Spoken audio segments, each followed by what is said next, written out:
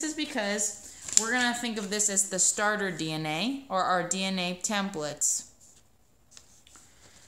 Now, if I look at strand A, it's really my template because it actually has the A's, T's, C's, and G's already written.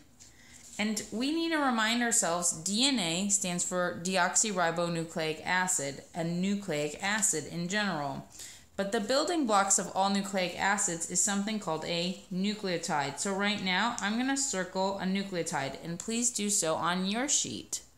A nucleotide has a sugar, please label on yours, a phosphate, which we're going to again label P, just like how we did in our ATP unit. We can write phosphate out if we want to, not be lazy. And then this one is A, but specifically this is a base, a nitrogen base. A is just one of those bases. A sugar, a phosphate, and a base all combine to be a nucleotide.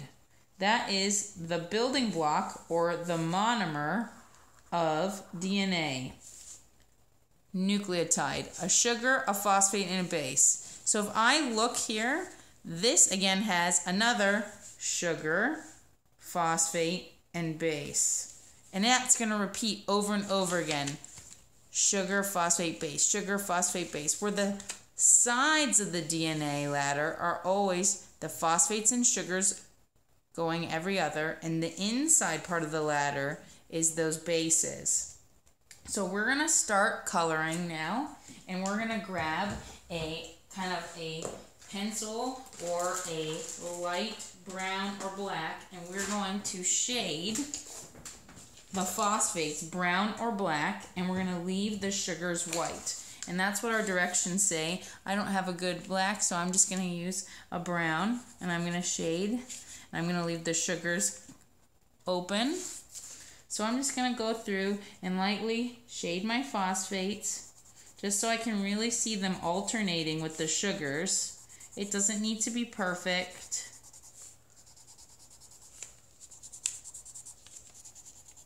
Perfect. I'm actually going to also do that on the next side on D. Notice that they're also similarly alternating.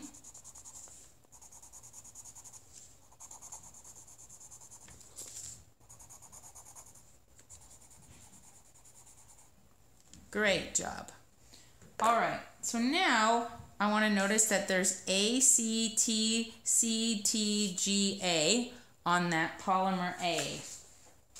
What I'm going to go back and look at is my directions. So far in the directions, we've labeled A and D as original strand. Check. We've labeled on polymer A black and white sugars and phosphates. Check. On polymer A now, we're on step 4, we're coloring all the nitrogen bases. Notice that that's the inside part of the ladder, and then there's a key. What do I color them? So I'm going to share with my group or find color pencils, and I'm going to pick a red to represent A. I'm going to pick a blue to represent T, a green to represent C, and a yellow to represent G. And I'm going to color those in accordingly for my bases. Now, I'm not going to be a crazy perfectionist, and neither should you.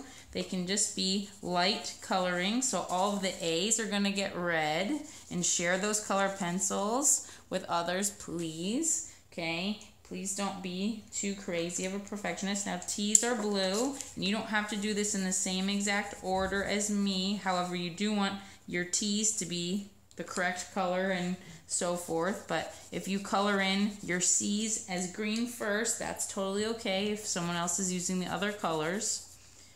Now, remind me, where are the bases in the DNA ladder? They are the steps that someone could climb up of the ladder, right? And last but not